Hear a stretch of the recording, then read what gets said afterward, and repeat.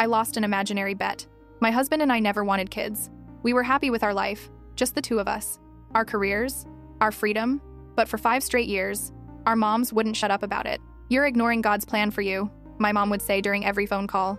My mother-in-law was even worse. She'd send us articles about fertility declining with age, baby clothes in the mail, and guilt trips disguised as prayers. The only blessing, they absolutely despised each other. If those two had ever teamed up, we would have been completely doomed. Then I hit 30, and life threw us a curveball. I got pregnant. It wasn't planned, but after some long conversations, we decided to keep the baby. We were actually getting excited about it. You'd think our moms would be over the moon, right? No. Suddenly, it was like we didn't exist. My mom barely responded to texts. My mother-in-law stopped calling. When I went into labor and we let everyone know, my mom never even showed up at the hospital. My mother-in-law casually wandered in that evening like she was picking up groceries. No rush at all. Meanwhile, my sister dropped everything. She raced to the hospital first thing in the morning and stayed with me through the entire labor. She held my hand, brought me ice chips, and didn't leave my side once. After the baby was born, we walked down to the nursery together. She wanted to see her new nephew one more time before heading home. The nursery window was crowded with families cooing over their babies. All the newborns were doing their thing. Some were crying. Some had wiggled out of their swaddles and were waving their tiny fists around. Others were just staring into space with those classic blank newborn expressions. But my baby, he was being shy. Both of his little hands were covering his face. One hand over his left eye, the other over his mouth. All you could see was his tiny nose and one closed right eye peeking through. My sister looked at him and immediately started laughing. She said loud enough for people nearby to hear. "He must already know he looks like his ugly daddy because he's self-conscious." She leaned even closer to the glass. "Don't worry, little guy. They've made incredible progress in cosmetic surgery. You'll be just fine." For context, my husband and my sister have this running joke. Every time they see each other, it's hi ugly and bye ugly. They've been doing it for years. The funny part? Neither of them is ugly at all. They're both legitimately good-looking people, which makes the joke even more ridiculous. Right as we were laughing, my mother-in-law and sister-in-law came strolling down the hallway. They were deep in conversation with each other, completely ignoring everyone around them. Then they stopped right in the doorway, just stood there talking, blocking the entire entrance to the nursery viewing area. People were trying to get in and out, but they didn't move. They didn't even seem to notice. One man politely said, "Excuse me." "Nothing." He said it again, a little louder. Still nothing. Finally, he just squeezed past them, clearly annoyed. As he walked away, my sister-in-law spun around and shouted after him, "Ugh, seriously? So rude." My sister and I made eye contact. We didn't say anything, but we both knew something absolutely unhinged was about to happen. You could feel it in the air. Eventually, they made their way over to the viewing window. Still didn't ask me how I was feeling. Didn't say congratulations. Didn't acknowledge the fact that I'd just given birth to their grandson. My sister-in-law just looked at the rows of babies and said flatly, "So, which one is yours?" Even though there were literal name cards on each crib, I pointed to my baby. He still had his hands over his face, hiding like a little hermit. I expected them to complain that they couldn't see him properly. Instead, my sister-in-law turned to my mother-in-law and said, "Clear as day, you were right. He doesn't look anything like your son." My mother-in-law nodded slowly like she'd just won an argument. I knew he wouldn't. A nurse walked into the nursery to check on the babies. She gently moved my son's hands away from his face to examine him. Through the glass, for the first time, everyone could see his full features clearly under the bright nursery lights. My mother-in-law gasped. My sister-in-law's smug expression vanished instantly. My sister squeezed my hand so hard it hurt, because looking back at us through the glass was a face that was undeniably, unmistakably identical to someone, just not who anyone expected. My father-in-law. The baby looked exactly like photos I'd seen of Theodore at 6 months old. Same broad forehead, same wide-set eyes, same distinctive ears that stuck out slightly at the top. Even the way his mouth curved when the nurse adjusted his blanket matched Theodore's baby pictures perfectly. My sister-in-law made this choking sound. My mother-in-law went completely white and gripped the railing in front of the viewing window so hard her knuckles turned the color of chalk. She opened her mouth, then closed it, then opened it again like a fish drowning in air. My sister was the first one to speak. Her voice came out perfectly casual, like she was commenting on the weather. "Huh, strong genes, I guess." My mother-in-law didn't respond. She just stared through the glass at her grandson, who had the exact same face as her husband did 70 years ago. The nurse finished her check and carefully positioned the baby back in his bassinet, this time with his hands at his sides so his whole face remained visible. My sister-in-law suddenly turned to me. "When's Garrett getting here?" Garrett, my husband, her brother, the man whose son apparently looked nothing like him and everything like his grandfather. "He's parking," I said. "Should be up any minute." The words had barely left my mouth when I heard his voice coming down the hallway. He was on the phone with someone, laughing about something. My mother-in-law's head whipped around so fast I heard her neck crack. Garrett rounded the corner, still on his phone, still smiling. He was wearing the same shirt he'd had on when I went into labor 14 hours ago, now wrinkled and stained with coffee. When he saw us all standing at the window, his face lit up. "Gotta go," he said into the phone. My son's right here. He walked up beside me, put his arm around my shoulders, and looked through the glass. For a moment, he didn't say anything, just stood there, taking in his firstborn child for the first time since the nurses had cleaned him up and moved him to the nursery. Then he laughed. This big, genuine laugh that made other families at the window turn and smile. He looks just like my dad, Garrett said. He squeezed my shoulder. Hope you're ready for all the baby pictures, Deb. Mom's going to pull out every photo album she owns. I glanced at my mother-in-law. She was still gripping that railing, still pale, her mouth slightly open. My sister-in-law had her phone out now, but her hands were shaking so badly she couldn't seem to unlock it. Yeah, I said carefully. My sister snorted. Pretty clear? Kid's a clone. Genetics are wild. Garrett kissed the top of my head. I'm gonna grab us some food from the cafeteria. You want anything? Your sister? Before anyone could answer, my mother-in-law spoke for the first time since the nurse had revealed the baby's face. Her voice came out strangled and wrong. We need to talk. Garrett looked at her, eyebrows raised. Okay? About what? Not here. She glanced at the other families around us, then at my sister, then finally at me. Somewhere private. My sister-in-law grabbed her mother's arm. Mom, not now. Now, my mother-in-law insisted. She finally released her death grip on the railing. Right now. Garrett looked at me, confused. I shrugged, just as lost. My sister leaned against the wall, arms crossed, watching the whole thing with the expression of someone settling in for a good show. There's a family waiting room down the hall, I offered. Room 3B. We passed it on the way here.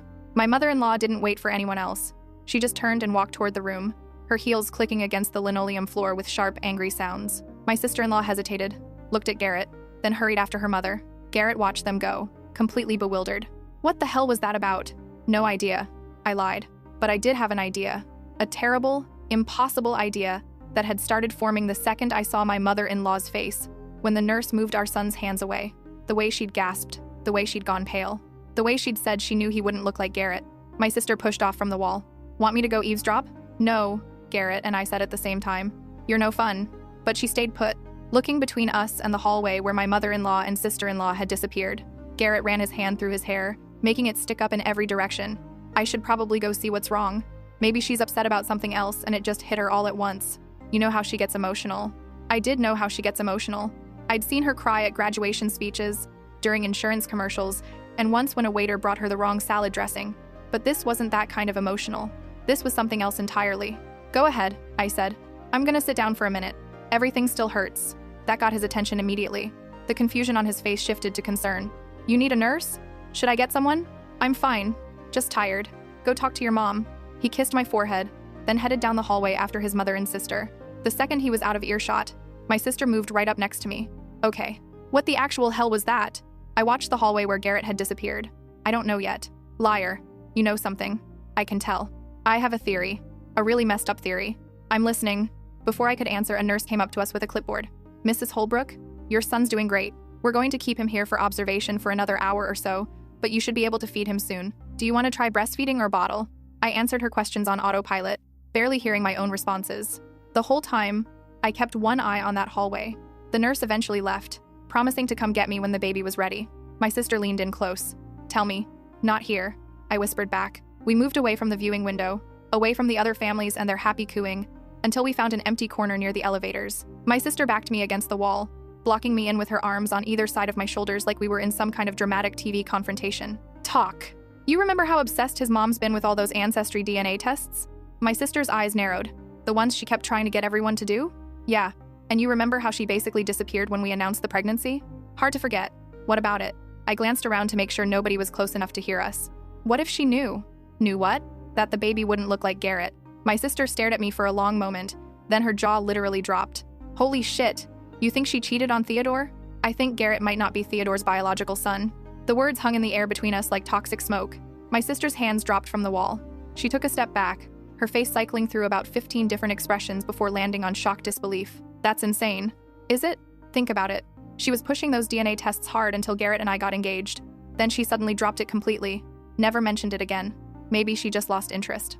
Or maybe she was worried what they'd show. I crossed my arms, suddenly cold despite the overheated hospital hallway. And the second she saw that baby look exactly like Theodore, she knew. Knew what? That genetics don't lie. If the baby looks like Theodore, and Garrett is Theodore's son, then Garrett should share some of those features. But you've seen Garrett. He doesn't look anything like his dad. Never has. Everyone always said he must take after his mom's side of the family. My sister opened her mouth, closed it, then opened it again. This is crazy. You're saying your mother-in-law convinced everyone her son looks like her family to cover up an affair from like 30 years ago? I'm saying it's possible, but the baby looks like Theodore. So Garrett would have to be Theodore's grandson, not his son, which would make the baby look like his great-grandfather. And that's... She trailed off, doing math in her head. That's actually pretty common for genetic traits to skip a generation. Exactly. The baby got Theodore's genes through Garrett, even though Garrett doesn't look like Theodore at all. We stood there in silence for a moment, both of us processing what this could mean. Down the hall, I could hear a baby crying. A doctor was paged over the intercom. Normal hospital sounds, completely at odds with the insane conversation we were having. So what are you going to do? My sister finally asked. Nothing. Nothing? Your mother-in-law has been treating you like garbage for 2 years, barely showed up for the birth of her grandson, and she's apparently been hiding some massive secret that she's clearly freaking out about right now. And you're going to do nothing? What am I supposed to do? March down there and accuse her of having an affair 3 decades ago based on the fact that our newborn has his grandfather's ears? Yes, exactly that. I shook my head.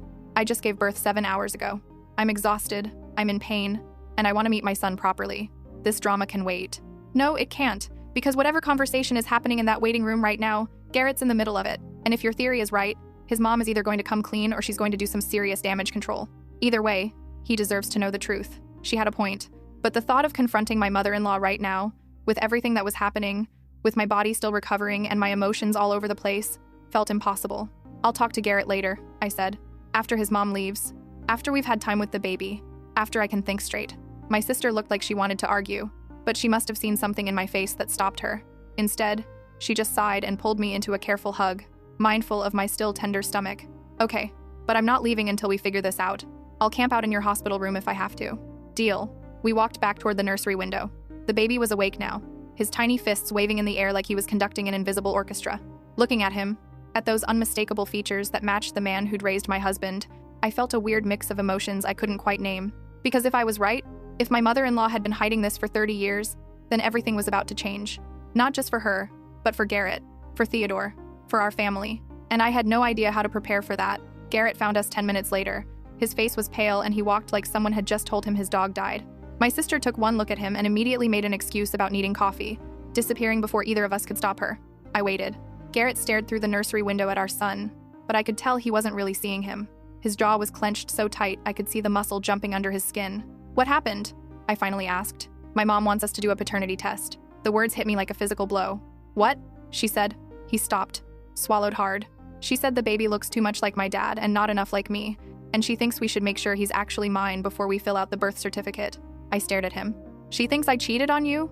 No, I don't think so. She kept saying it was just to be safe, that sometimes these things happen, that it's better to know now than later. He rubbed his face with both hands.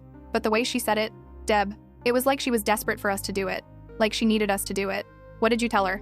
I told her she was insane, that you'd never cheat on me, that I don't need a test to know that's my son in there. He finally looked at me, and his eyes were wet, but she wouldn't stop pushing. She kept saying we needed to be absolutely certain, that Theodore would want to know for sure. Where is she now? She left. Just walked out. My sister went with her. Right before she left, she told me not to sign anything until we got the test done. He turned back to the window. Our son is 3 hours old and my mother is already trying to make me doubt he's mine. I moved closer to him, carefully because everything still hurt, and took his hand. She's wrong. You know she's wrong. I know. But why would she say something like that? What would make her... He stopped mid-sentence. I watched realization dawn on his face slowly, like the sun coming up. Unless she's not worried about him being mine. Garrett. She's worried about me being my dad's. There it was. The truth sitting between us like a live grenade. That's crazy, I said, even though I'd been thinking the exact same thing 10 minutes ago. Is it? I've never looked like him. Not once. Everyone always said I took after Mom's side, but I don't really look like any of them either. I'm just this genetic anomaly that nobody questioned because why would they? Garrett, you can't just jump to. She wanted us all to do those DNA tests 2 years ago. Remember? And then she suddenly dropped it right after our engagement party. Right after she met your family and saw how close you all are. She stopped talking about it completely. He was connecting the same dots I had, reaching the same impossible conclusion. I squeezed his hand, unsure what else to do. Maybe we should talk to your dad, I suggested quietly. Garrett laughed, but it came out bitter and wrong. And say what? Hey Dad, we think Mom cheated on you 30 years ago and I might not actually be your son? Or we do nothing. We go back to our room, we meet our baby properly, and we figure this out later when everyone's calmer. Or we get the paternity test. I pulled my hand away from his. You want to test if you're the father? No. I want to test if my dad's my father. He looked at me with this expression I'd never seen on his face before. Lost and desperate and angry all at once. Because if he's not, I need to know. And if the baby looks exactly like him, then that means I am his son, right? Genetics don't lie. Genetics are complicated. Just because the baby has some of Theodore's features doesn't mean, please. The word came out cracked. I need to know, Deb. I can't walk around for the rest of my life wondering if the person who raised me is actually my father. I can't do that. I understood. Of course I understood. But the thought of opening this door, of potentially destroying his relationship with his parents, of confirming something that might be better left unknown, terrified me. Okay, I said. We'll figure it out. But not today. Today we're going to meet our son and we're going to be happy about it. The rest can wait. Garrett nodded, but I could tell he was barely holding himself together. A nurse appeared then, smiling and professional, telling us the baby was ready for his first feeding if I wanted to come back to my room. We followed her down the hallway in silence. The whole way, I kept replaying everything in my head. My mother-in-law's face at the window, her desperate insistence on a paternity test, the way she'd looked at that baby like he was proof of something she'd been hiding for 3 decades. And I couldn't shake the feeling that whatever we'd just started, whatever truth we were about to uncover, was going to tear this family apart in ways we couldn't even begin to imagine. The baby latched on immediately, like he'd been doing it his whole life, instead of just the last few hours. Garrett sat in the chair beside my bed, watching us with this complicated expression that made my heart hurt. We're going to be okay, I told him. He nodded, but he didn't look convinced. And honestly, I wasn't convinced either. Update 1. We came home from the hospital yesterday. My mom still hasn't shown up.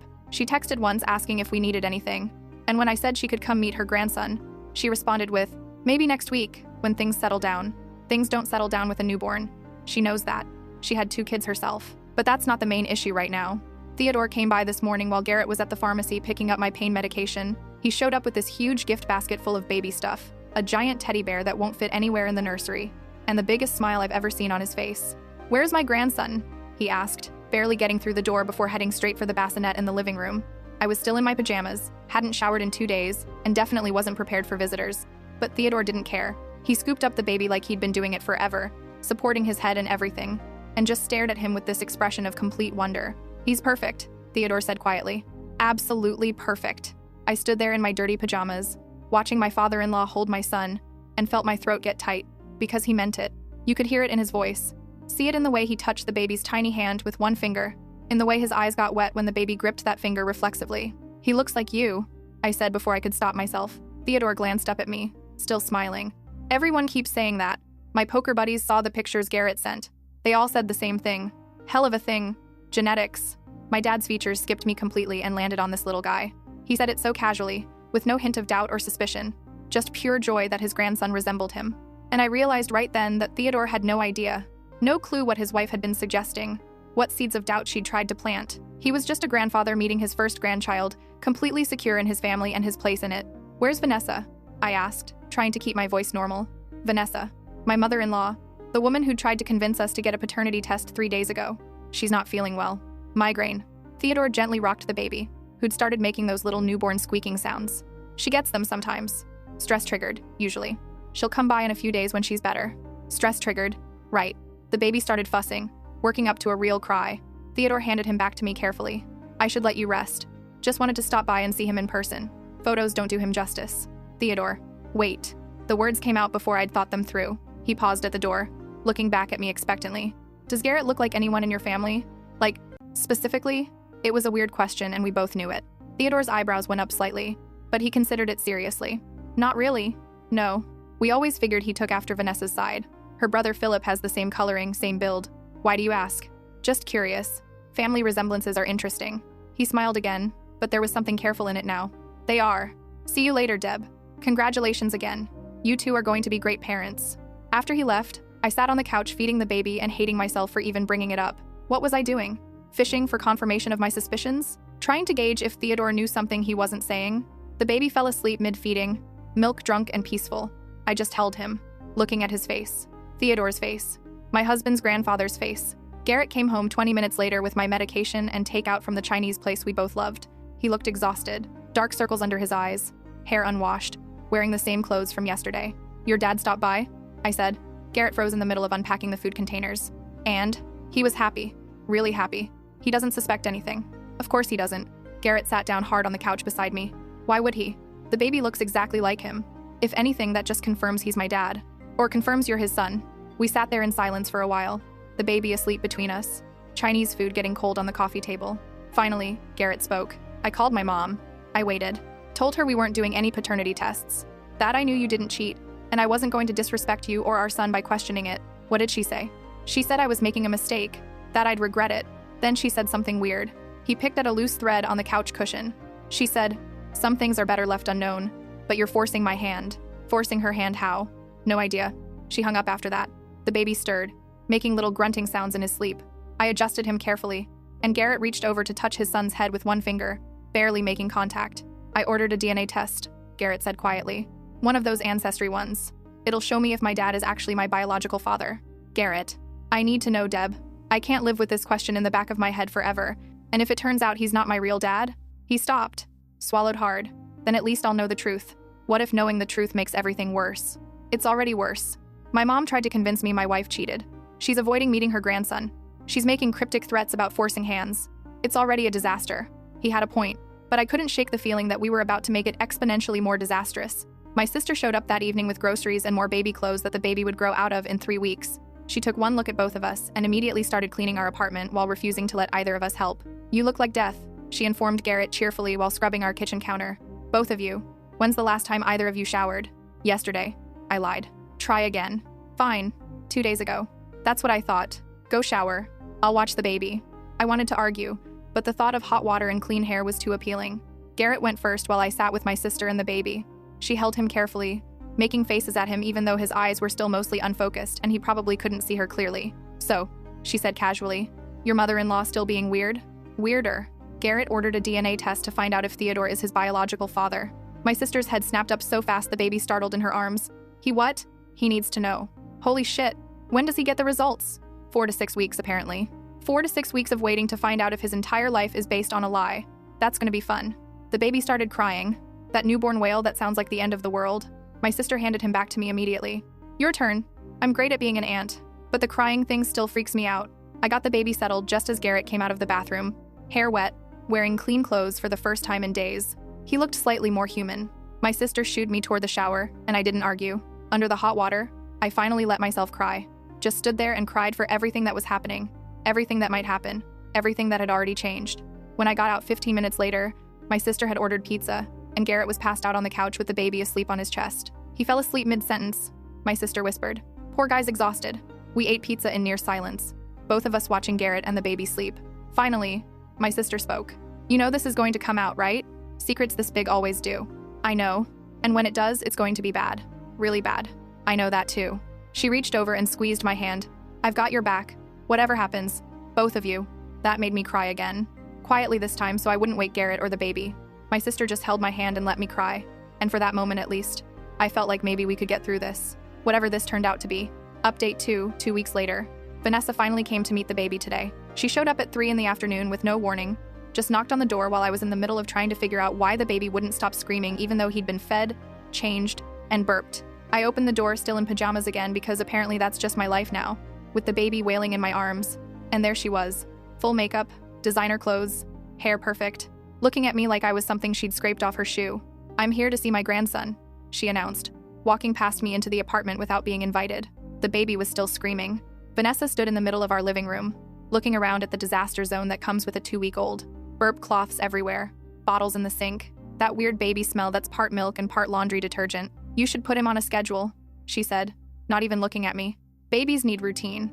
He's 2 weeks old, which is when you start establishing patterns. With Garrett, I had him on a feeding schedule by day 3. The baby kept crying. I bounced him, rocked him, tried the shushing thing the nurse had taught me. Nothing worked. Vanessa watched for about 30 seconds before stepping forward with her arms out. "Let me." Every instinct I had screamed not to hand her my screaming baby, but I was so exhausted and frustrated that I did it anyway. She took him, adjusted his position, and started this specific rocking motion that actually got him to quiet down within seconds. "It's all about the rhythm," she said, still not making eye contact with me. "Babies respond to consistency." She walked around our living room with my now quiet baby, and I stood there feeling like a complete failure as a mother. 2 weeks in and my mother-in-law could calm my baby better than I could. "Where's Garrett?" she asked. "Work. He'll be home around 6. "He went back to work already? You just had a baby." "We just had a baby. And yes, someone has to work. Maternity leave doesn't pay the bills." That got me a look. Not a nice one. "If you'd let us help financially." "We're fine." We weren't fine. We were drowning in medical bills and baby expenses, and I was having a minor breakdown every other day about how we were going to afford daycare when my maternity leave ended. but there was no way I was asking Vanessa for money. Not after everything. She sat down on our couch with the baby, who was now completely content in her arms. I wanted to be grateful. Instead, I just felt angry and inadequate and like I was watching an intruder hold my child. He really does look like Theodore, Vanessa said quietly. She traced one finger along the baby's cheek. It's remarkable. Genetic traits skip generations sometimes, I'm aware. She finally looked at me. Has Garrett said anything to you? About what I suggested at the hospital? You mean about questioning whether I cheated on him? Yeah, he mentioned it. Her mouth tightened. I wasn't suggesting you cheated. I was suggesting you both be certain before making legal commitments on the birth certificate. Same thing. It's not. Paternity fraud happens more often than people think. I was trying to protect my son. From what? His wife who's never given him any reason to doubt her? The baby started fussing again. Little whimpers that would turn into full screaming if he didn't get fed soon. Vanessa handed him back to me, and I took him maybe more aggressively than necessary. You don't understand what it's like, Vanessa said. Watching your child make decisions that could ruin their life, trying to protect them from consequences they can't see coming. What consequences? We're married. We have a baby. We're happy. What exactly are you trying to protect him from? She stood up, smoothing down her expensive skirt. Has he done any DNA testing? My blood went cold. Why would he? No reason. Just curious if he's interested in genealogy. It's become quite popular, you know. Everyone wants to know where they come from. He hasn't mentioned it. I was lying. The DNA test kit was sitting in our bathroom cabinet right now, waiting for Garrett to work up the nerve to actually use it. But there was no way I was telling her that. Vanessa picked up her purse, one of those designer ones that cost more than our monthly rent. Well, I should go. Theodore's waiting in the car. He wanted to come up, but I told him you probably needed rest. Theodore's in the car? He didn't think I should come alone. You know how he is. Always worried about me driving when I'm stressed. Does he know what you're stressed about? She paused at the door, her hand on the knob. When she turned back to look at me, her expression was different, harder, almost desperate. Tell Garrett not to do anything stupid, she said quietly. Some truths are better left buried, for everyone's sake. Then she left, and I was alone with my screaming baby again, my hands shaking, her words echoing in my head. Some truths are better left buried, which confirmed everything I'd been suspecting. Vanessa was hiding something big enough that even the thought of Garrett taking a DNA test terrified her. I fed the baby, changed him, put him down for what would probably be a 20-minute nap before he woke up crying again. Then I called my sister. She basically admitted it, I said the second she picked up. Admitted what? That there's something to hide. She told me some truths are better left buried. Holy shit. And she asked if Garrett had done any DNA testing.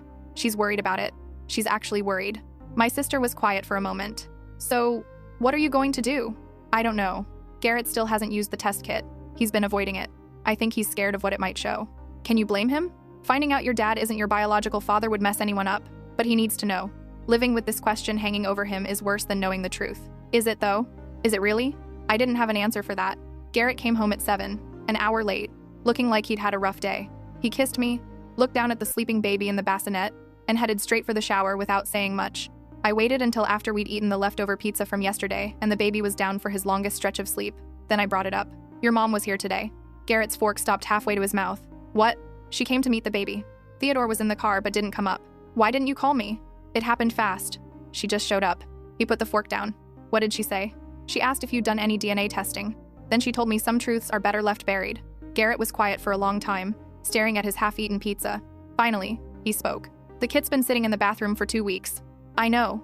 I keep thinking I'll just do it. Get it over with. But every time I pick it up, I can't. Why not? Because once I know, I can't unknow it. And if it turns out my dad isn't my biological father, everything changes. My whole life becomes different. Every memory gets recontextualized. And I don't know if I can handle that. I reached across the table and took his hand. You don't have to do it, but I need to know. Those two things can both be true. He looked at me with those eyes that had made me fall in love with him 7 years ago, and I saw the scared little boy underneath the exhausted new father. What would you do? He asked. I don't know. This isn't my decision to make, but if it was you, if you thought your entire life might be built on a lie, would you want to know? I thought about it. Really thought about it. Yeah, I would, because living with the question would eat me alive. Garrett nodded slowly. Then he stood up, walked to the bathroom, and came back with the DNA kit. He sat back down at the table, opened the box, and just stared at the contents. Okay, he said quietly. I'll do it. You don't have to do it right now? Yes, I do, because if I don't do it now, I never will. He swabbed his cheek, sealed the sample in the prepaid envelope, and put it in his backpack to mail tomorrow. The whole thing took maybe 3 minutes. 3 minutes that might change everything. After he went to bed, I stayed up with the baby during his midnight feeding, rocked him in the dark living room, watching headlights pass outside our window, thinking about Vanessa's face when she held him, the way she'd looked at him like he was evidence.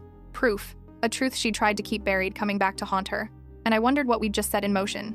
What consequences Garrett's simple cheek swab would have, not just for him, but for Theodore, for Vanessa, for our whole family.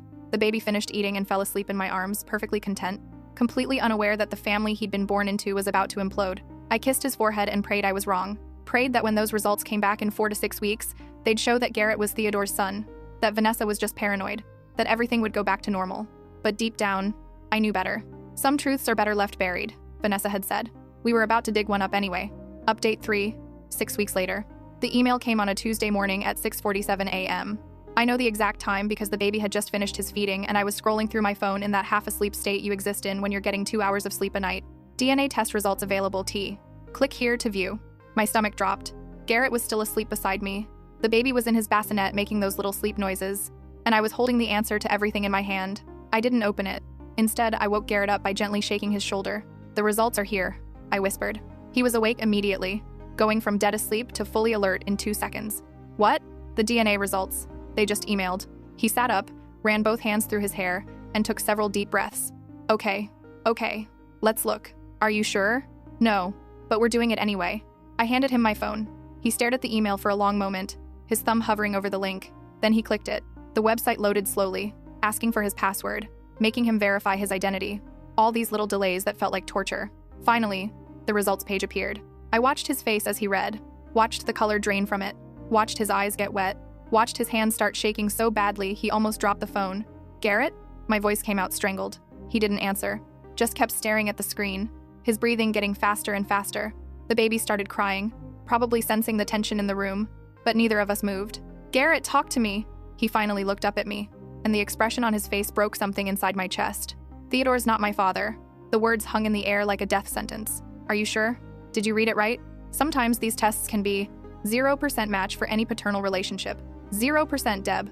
We don't share any DNA except the tiny amount that all humans share. His voice was getting louder, more panicked. He's not my father. He's not my biological father. Everything my mom told me my entire life was a lie. The baby was full on screaming now. I picked him up, bouncing him automatically while my brain tried to process what Garrett had just said. Theodore wasn't his father, which meant Vanessa had cheated, had gotten pregnant with someone else's child and passed him off as her husband's for 30 years. Oh my God, I whispered. There's more. Garrett scrolled down on the phone. The test shows DNA matches for potential relatives. There's a list of people I'm related to. None of them have the last name, Holbrook. What names do they have? Peterson. Most of them are Petersons. And there's one name at the top of the list, Marcus Peterson. Close family match, likely father. Marcus Peterson, a man neither of us had ever heard of. Garrett's biological father. Garrett stood up suddenly, nearly dropping the phone. I need to call my mom. Garrett, wait, maybe we should. She lied to me my entire life. She lied to my dad. She's been lying for 30 years. He was pacing now, running his hands through his hair over and over. I need to know why. I need to know who the hell Marcus Peterson is. I need answers right now. It's 7 in the morning. I don't care what time it is. He grabbed his phone off the nightstand and called his mother. It rang 4 times before going to voicemail. He called again. Voicemail again. 3rd time. She picked up. Garrett? What's wrong? Is the baby okay? Who's Marcus Peterson? Silence. Complete silence on the other end of the line. Mom, who is Marcus Peterson? I don't know what you're talking about. Yes, you do. Because according to the DNA test I just got back, he's my biological father. So I'll ask you again. Who is Marcus Peterson? More silence. Then I heard crying. Not Vanessa's usual manipulative tears, but real, ugly crying. You shouldn't have done that test, she finally said. Answer the question. Garrett, please. Answer the fucking question. I'd never heard him yell like that. The baby startled in my arms, his crying getting more intense. Garrett didn't seem to notice. He was someone I knew before I married your father, before I even met your father. So you cheated on Dad before you were married to him? That doesn't make any sense. I'm 30 years old. You and Dad have been married for 32 years. I didn't cheat. I was with Marcus first. We were engaged. And then, she trailed off, crying harder. And then what? And then I found out I was pregnant, and he left. Said he wasn't ready to be a father. Said he had career goals and a baby would ruin everything. So he left me. Garrett had stopped pacing. He stood frozen in the middle of our bedroom, phone pressed so hard against his ear that his knuckles were white. So you met Dad and convinced him I was his? No. I met Theodore and fell in love with him. He knew I was pregnant. He knew the baby wasn't his. He didn't care. He wanted to marry me anyway. Wanted to raise you as his own son. It was his choice, Garrett. He chose you. Does he know? Does Dad know I'm not biologically his? Yes. He's always known. That answer seemed to hit Garrett harder than anything else she'd said. He sat down on the edge of the bed, his free hand gripping the mattress. He knew the whole time? From the beginning, he said it didn't matter, that you'd be his son regardless of biology. Then why did you try to convince us to do a paternity test at the hospital? Why did you freak out when the baby looked like Dad? None of this makes any sense. Vanessa was crying so hard I could barely understand her words. Because the baby does look like Theodore, which means you are his son somehow. Which means I was wrong about what? Spit it out, Mom. About Marcus being your father. The room went completely silent except for the baby's crying and Vanessa's sobs over the phone. Garrett's voice came out flat and dead. I don't understand. I don't either. The math doesn't work. You should be Marcus's son. The timing was perfect. Theodore and I didn't sleep together until after you were born. We wanted to wait until we were married. So there's no way you could be Theodore's biological child, except the baby looks exactly like him. And the DNA test says I'm not related to him at all. I know, and I don't understand it. I've been going crazy trying to figure it out. Because if you're not Marcus's son and you're not Theodore's son, then who? She stopped mid-sentence. Who what? Oh my God. Mom, who what? Marcus had a brother, Graham. They looked identical. Everyone said they could have been twins, even though Graham was 2 years older. Garrett's face went through about 15 expressions in 3 seconds. Are you telling me you slept with your fiancé's brother? No. I wouldn't. But she didn't sound certain. There was a party. Right before Marcus left. I got drunk. Really drunk. The kind of drunk where you don't remember parts of the night. Graham was there. Marcus was there. They both helped me get home. And you think you might have slept with Graham instead of Marcus? I don't know. I don't remember. I woke up the next morning with Marcus in my bed. So I assumed. She was crying too hard to finish the sentence. Garrett looked at me with this expression of complete disbelief.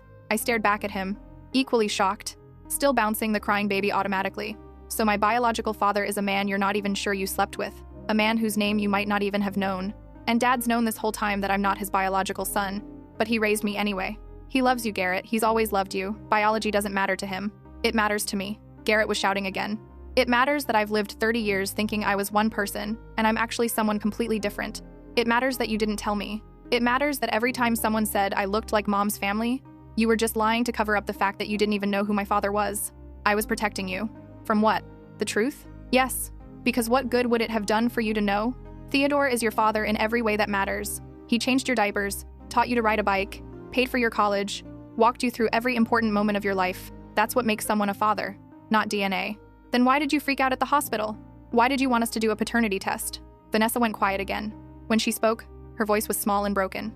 Because when I saw the baby look exactly like Theodore, I realized there might be a piece of the puzzle I'd missed. Something I didn't know about. And if Theodore was somehow your biological father despite the timeline, then everything I believed about that night was wrong. And if everything about that night was wrong, you'd have to face what actually happened. Yes. Garrett ended the call without saying goodbye, just pressed the end button and set his phone down carefully on the nightstand like it might explode. I didn't know what to say. What do you say to someone who just found out their entire life story was a lie?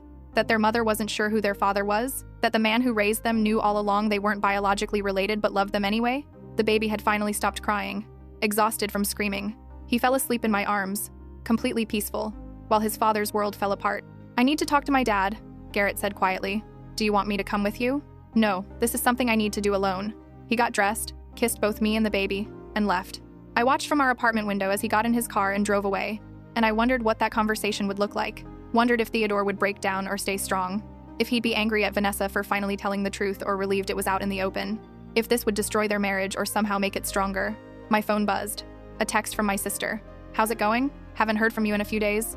I stared at that text for a long moment, trying to figure out how to respond. How do you summarize this?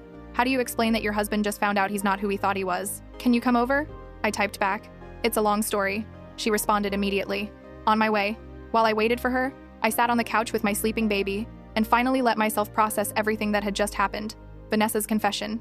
The mystery of Graham Peterson. Theodore knowing all along that Garrett wasn't his biological son.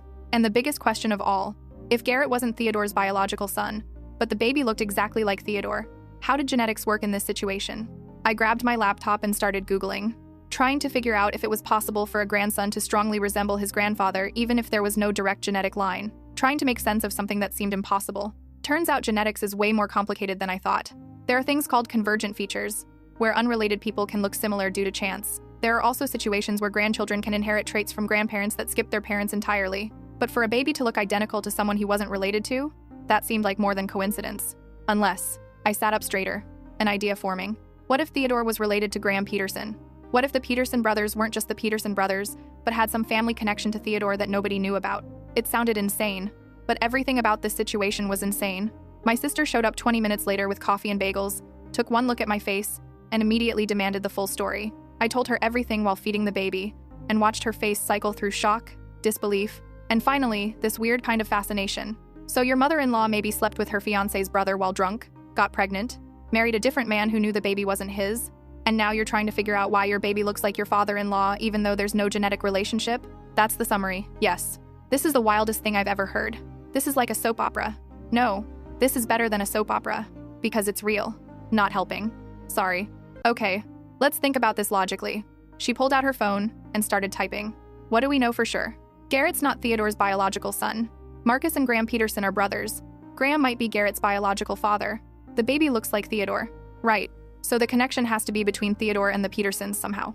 She kept typing, searching for something. What's Theodore's maiden name? What? His mom's last name. Before she married.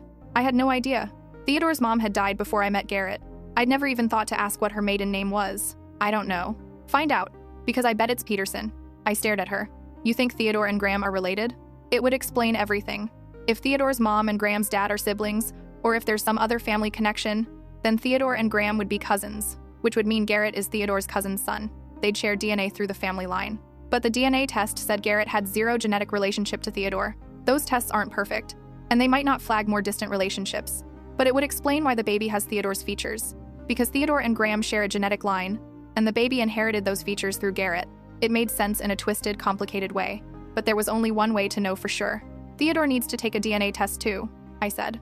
Yep, and compare it to Garrett's results. If they share any DNA at all, even a small amount, then they're related somehow. My sister left an hour later after making me promise to keep her updated.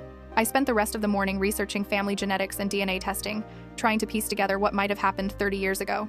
Garrett came home at noon. His eyes were red, his face was puffy, and he looked like he'd aged 10 years in 6 hours. How's Theodore? I asked carefully. He's okay. Better than okay, actually. Garrett sat down heavily on the couch. We talked for 3 hours. He told me he's known since before I was born that I wasn't his biological son. He said he didn't care then and he doesn't care now. That I'm his son regardless of DNA. That's good. He also said he suspected Graham was my biological father instead of Marcus. Apparently, Graham had a reputation for sleeping with his brother's girlfriends.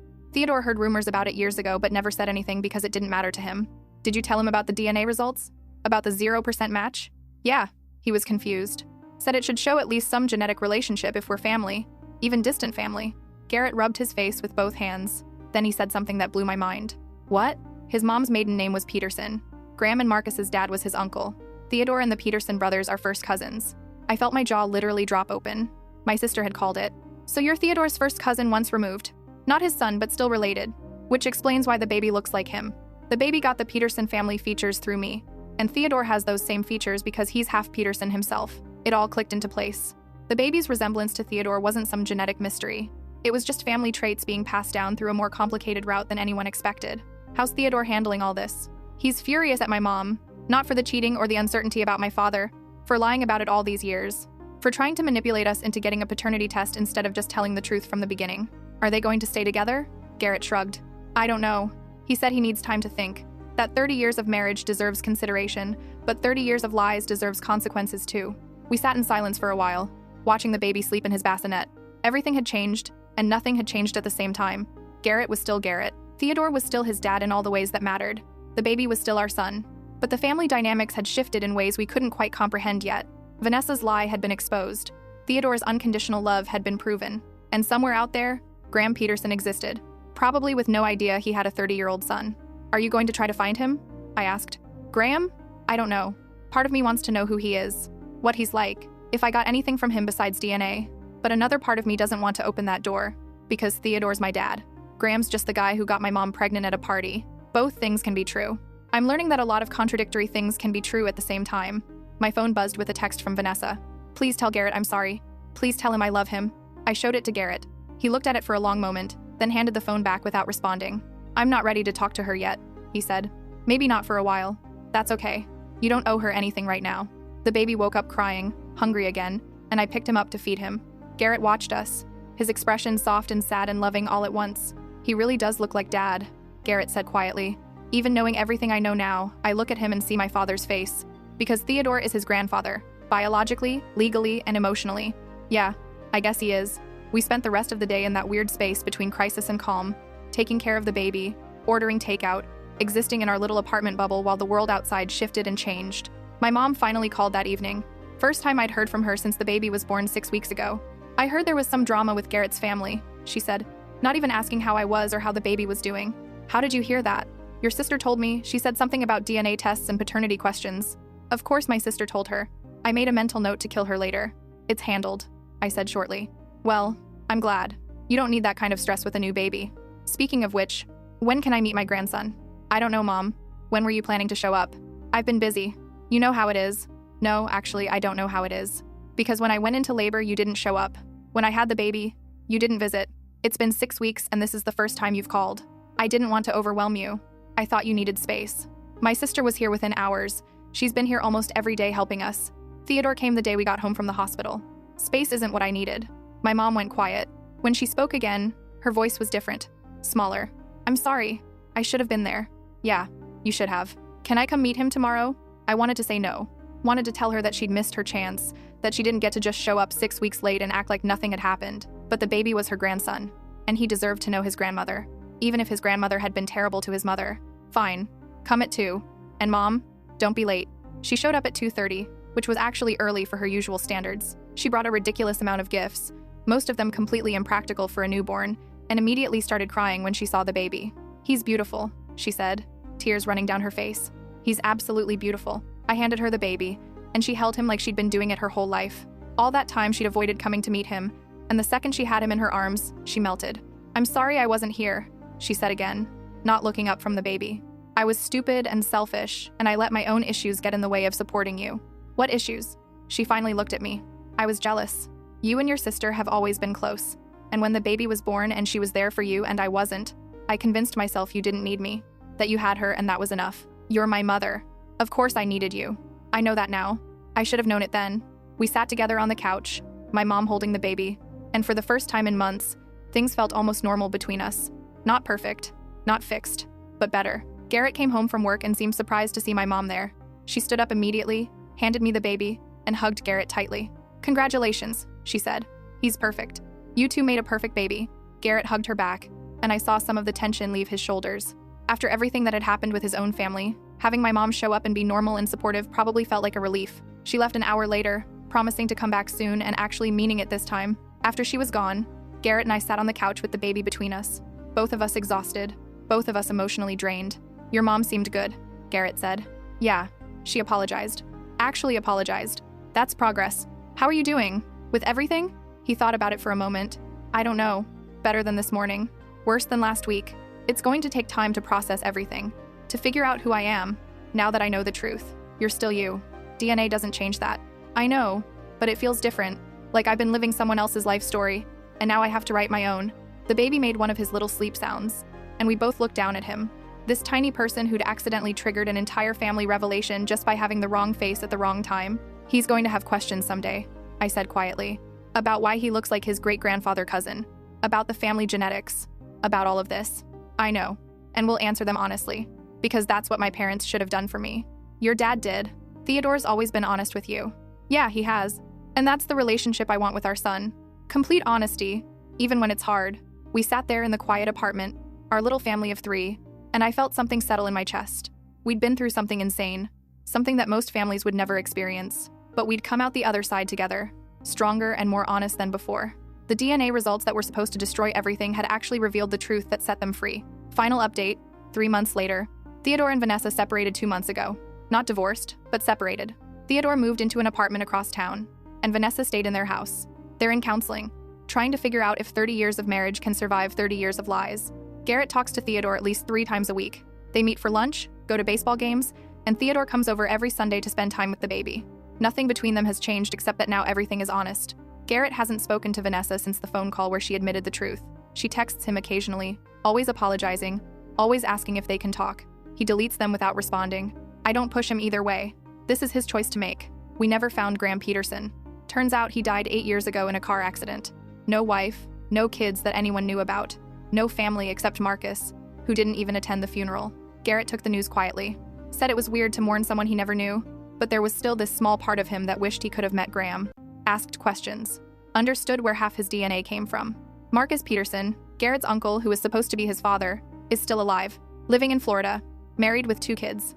Garrett found him on Facebook, but hasn't reached out. Doesn't know if he ever will. My mom has become the most involved grandmother I've ever seen. She's here 3 times a week, bringing food and baby clothes and unsolicited advice that's actually sometimes helpful. She and Theodore bonded over their mutual love for the baby, and now they have coffee together sometimes, which is the weirdest friendship I never expected. My mother-in-law still hasn't met the baby. She asked once through Theodore if she could come by. Garrett told Theodore to tell her no. Yesterday, 3 months and 1 week after the DNA revelation, something happened that I didn't expect. Garrett came home from work with an envelope in his hand. He sat down on the couch, opened it, and pulled out a letter written on nice stationery in careful handwriting. "It's from Graham's sister," he said. Apparently, Theodore reached out to her and told her about me. "What does it say?" He read it out loud. The letter talked about Graham, about what he was like as a brother and an uncle, about his sense of humor and his love for classic cars and his complete inability to commit to anything, including relationships. About how he'd always felt like something was missing in his life but never knew what. The sister, Margaret, included photos. Graham as a kid, Graham in high school, Graham in his 20s, around the time he would have been at that party with Vanessa. Garrett and Graham could have been twins. Same face, same build, same expression in their eyes. "She wants to meet me," Garrett said quietly. "Says I'm the only piece of Graham she has left. That he would have wanted to know me if he'd known I existed." "Are you going to meet her?" "I think so. Yeah, I think I need to." The baby started crying from his crib in our bedroom. I got up to get him, and when I came back, Garrett was still holding the letter, staring at the photos of a man who gave him half his DNA but never knew he existed. "He looks like me," Garrett said. "Or I look like him. It's strange seeing my face on someone else. You have his features, but you're not him. You're you. Raised by Theodore and Vanessa, shaped by your own experiences, your own choices. Biology is just the starting point." Garrett looked up at me, then at the baby in my arms.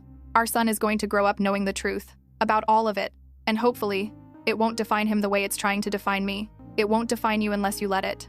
I know. I'm working on that. We're all working on it. Working on building a new family dynamic that includes the truth instead of hiding from it. Theodore is still Grandpa. Vanessa is still Grammy, even if Garrett won't talk to her. Graham is a ghost in photographs. A man Garrett will never know but can't quite forget.